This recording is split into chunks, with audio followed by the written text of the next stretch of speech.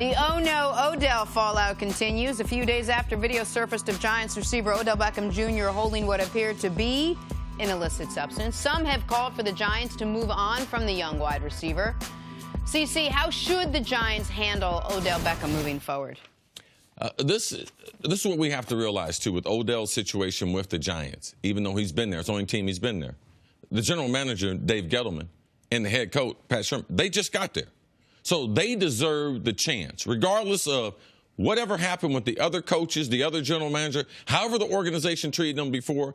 Like these two gentlemen, they deserve the right to be able to try to guide his career in one direction or another. So it's easy for people to say, oh, they should get rid of him. Well, when you're trying to win football games and you're talking about getting rid of your best player, like what are your real options? Like what are they going to trade him for? Like are they going to get the right value for who he is? And they'd be selling at an all-time low. Absolutely. Coming off an injury, coming off that's what I mean. The timing of it, they would be trading Odell when his value has never been lower. So what do they do? I believe they're going to stay with him. Or what do they do to send a message to him or to get through to him, or this idea of like talking to him and trying to get him to turn the page when the others couldn't? This is the thing, because I know Shurmur and Odell that they've met several times. And everything came out of the meeting very, very positive. But this is their first incident where they have something negative. How are they going to do? I believe that Gettleman, he is a very regimented person based on his history there in Carolina. I believe they will put forth some type of plan for Odell, that if he gets off of the path, that they aren't outside the team, that they're going to discipline him. That means he might miss some time. But I just believe as far as his contract negotiation, that's the best way to get his attention. He's saying he wants $20 million. Well, what he's saying and what they're going to pay him based on, like if he was to sign right now, he couldn't demand that type of salary.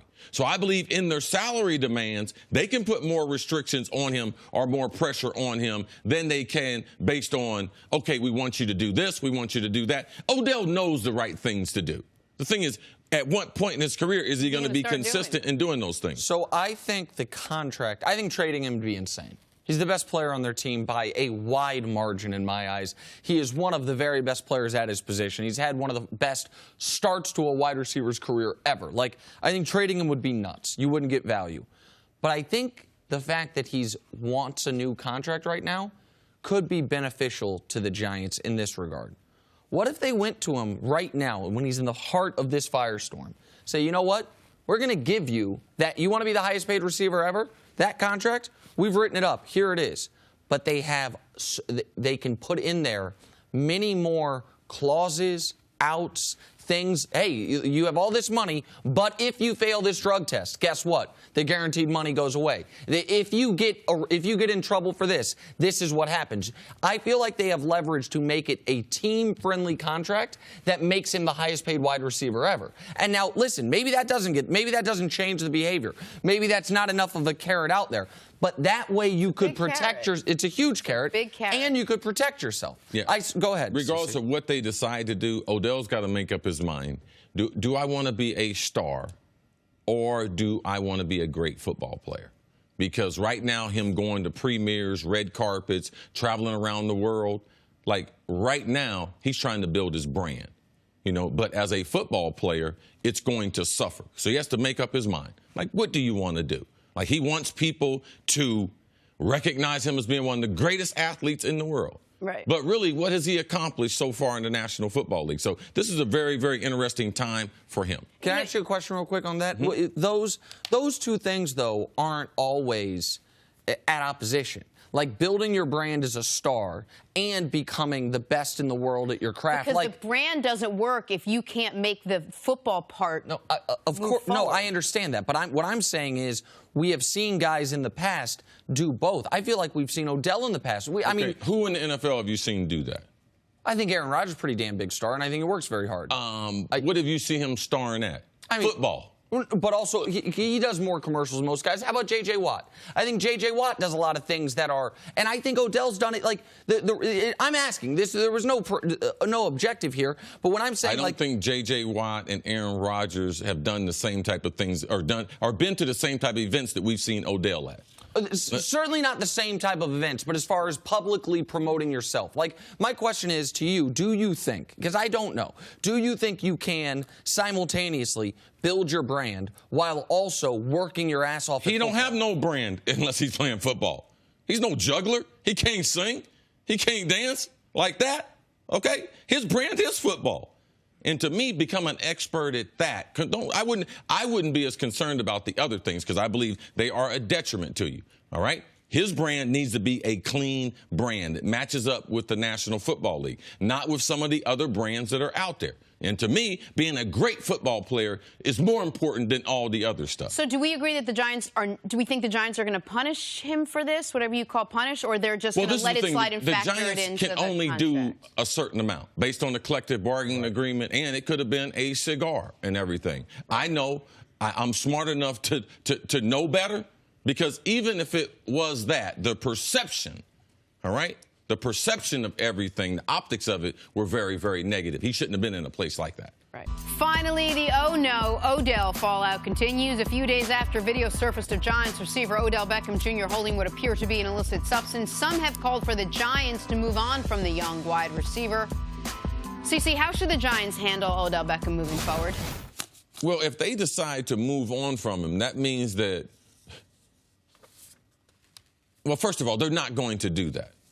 And because of what's at stake here, because of his visibility, if he wasn't the star player, the Giants wouldn't be trying to move on from him. There's other Giants players.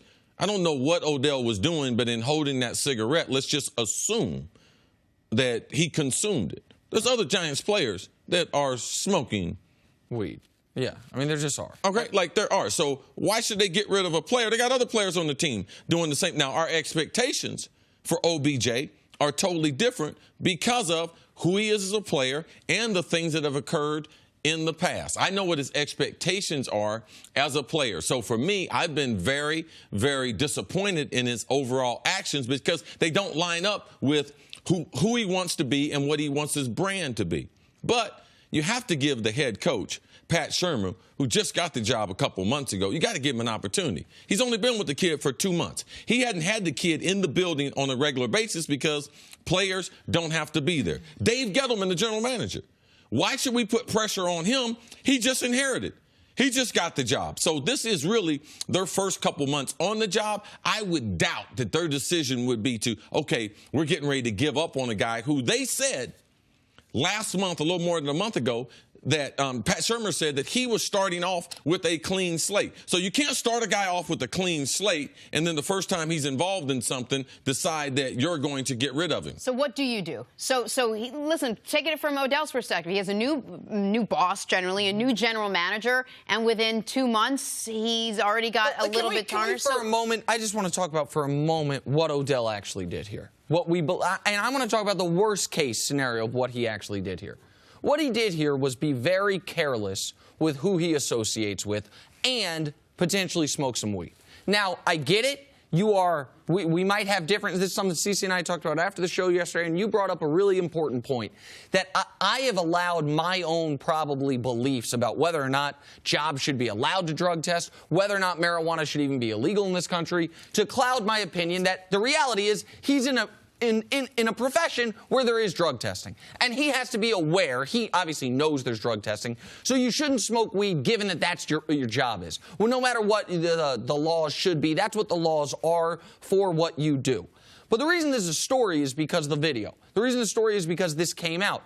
Odell is it's a story because he's already come out and said publicly, I'm a change man. I'm really working on this. That's all behind me. This would be a story for all 1,600 players in the NFL. But also because he's looking for this big contract. But he's looking for it. That's why we're having this discussion. If it was a different guy, we wouldn't be having this discussion, maybe. It wouldn't be as big of a deal. Okay, look, first of all, any player in the NFL, the 1,600 players, if we had them on video like this, it would be a story.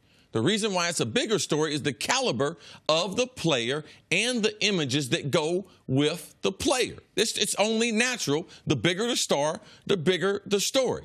So when I say being careless, There's a reason why the first time someone gets a DUI, it's probably not the first time they actually ever drove drunk. It's, you know what I mean? It's usually a pattern of careless behavior. Where Odell's biggest mistake here is being so, it would appear, comfortable being around drugs that it wasn't oh man, where are the phones? Like, listen, I'm not going to do that, whatever that white powder is, but if it's going to be around me, if you are comfortable enough around it, it is probably, even if you're not doing it, you are a pattern of irresponsible behavior. So I understand that. And I understand why the timing of this, not that it's ever good, is particularly terrible. But we also have to recognize this. Mike Evans just got 5 years, $82 million with $55 million guaranteed. Guess what?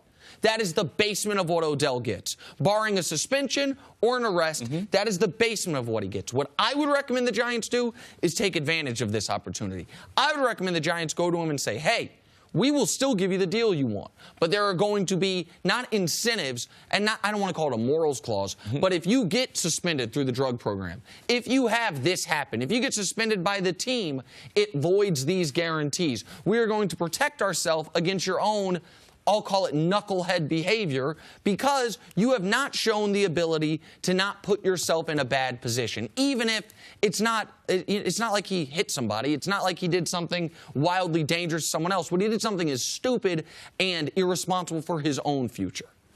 I understand what he's saying. What do you think about that? About offering him a max deal, the deal he wants, and putting all these caveats in it. That one of the ways that you can put restriction on the player, because you have to realize the players do have a collective bargaining agreement. They do have a union. So there's a certain amount of restriction that you can't put on the player, all right? He didn't violate his contract. Now, he could be due because of reasonable cause. The Giants or the NFL can have him come in and they can drug test him. Like, I was late for a meeting one time when I first got to Minnesota, and the coaches were wondering where I was. I got the times mixed up because Minnesota, we were Central Time. We went to Tampa Bay. I didn't move my clock forward. They thought that something had happened to me. I was in the early stages of trying to recover from being addicted to cocaine. So they immediately called Tampa Bay's and their drug advisor, and at the hotel within 30 minutes, the NFL and the Minnesota Vikings, they were drug tested. Just because you were late for a meeting. Just because. Given your history, there was probable cause. Okay. And my biggest thing with Odell is I live in this city. All across this city, that man's face is plastered. He has partnered with Head & Shoulders. He's partnered with Nike. I was in the Nike store yesterday. His face is all over there. I saw a group of kids, and I couldn't get to my cell phone fast enough. There was a kid that was leading the pack of other kids in New York City. And what did he have on? He had on a number 13 jersey. So for me, I know the responsibility that it takes. So that's what I'm more disappointed about compared to what the Giants are going to do, but his impact on young people and not understanding that. I ask only because if maybe the Giants don't do anything and you go by just what he tweets, which is, people can't deal with old news, then he doesn't change. So I'm wondering what it is that has to happen for him to... listen, I'm not going to sit up here on my moral high mountain and tell people what they should and shouldn't do. I'm just saying this is a guy who has already pledged to try to change, and if nothing happens as a result of it, sometimes behavior begets other behavior. I would say this. Something has already happened. The headlines have happened. But the New York Daily have happened before. But what they haven't said is trade him or move on from him, cost him money. Like, this is more significant. And you know what also hasn't happened, if I may be fair? Because I do like Odell. I do know Odell a little bit, not like Chris does. But what's also happened is Odell's got to deal with someone such as Cris Carter, who he looks up to, who he reached out to, being, as you said earlier, we were joking, disappointed in it. There are a lot of people who have put themselves out there because Odell does seem to have a good heart. He does seem to come from the right place. And my God, is he talented. And then he keeps doing things where you're like, what are you doing, man? He's got to deal with that. This is what I do know. Every player you can't save. Some of them is bright, and as bright as his future might be, some of them do not get it. We just hope that he does get it. All right. Thanks for watching. Subscribe here to get the latest from the show. Also, be sure to check out more of the best clips from First Things First, or go watch a few segments from our other shows on FS1.